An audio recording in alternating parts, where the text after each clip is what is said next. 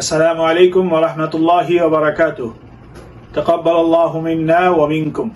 রহমত, মাগফিরাত এবং নাজাতে ভরপুর পবিত্র মাহে রমজানে এক মাস সিয়াম সাধনার পরে আমাদের সামনে উপস্থিত হয়েছে পবিত্র ঈদ উল ফিতর।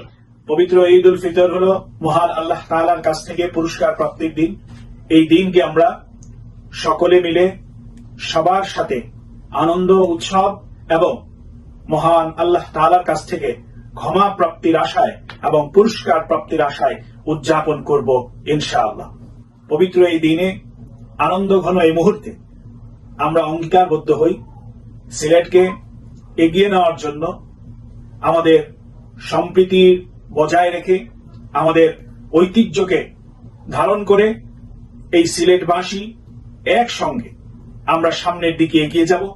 সিলেট নগরীকে একটি আদর্শ এবং মডেল নগরী হিসাবে সারা বিশ্বের বুকে আমরা উপস্থাপিত করব এবং সিলেটের মানুষ একে অন্যের সাথে আমরা কাঁধে কাঁধ মিলিয়ে সিলেট এবং তথা বাংলাদেশের উন্নয়নে অগ্রণী ভূমিকা পালনের জন্য আমরা এগিয়ে যাব ইনশাআল্লাহ।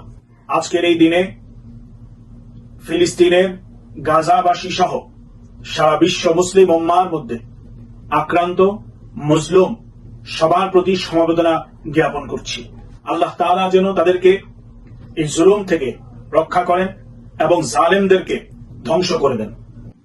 পবিত্র ঈদ উল ফিতরের আনন্দ ঘন এই মুহূর্তে নগরবাসী তথা সিলেটবাসীকে দেশ এবং বিদেশে অবস্থানরত বাংলাদেশের সকল নাগরিকবৃন্দের প্রতি এবং একটি কল্যাণ রাষ্ট্র হিসাবে বাংলাদেশকে প্রতিষ্ঠিত করার লক্ষ্যে ইসলামী আন্দোলন বাংলাদেশ ও সহযোগী সংগঠনের সর্বস্তরের নেতাকর্মী যারা দিন রাত অক্লান্ত পরিশ্রম করে যাচ্ছেন, সবাইকে জানাচ্ছি পবিত্র ঈদ উল ফিতর উপলক্ষে ঈদ মোবারক।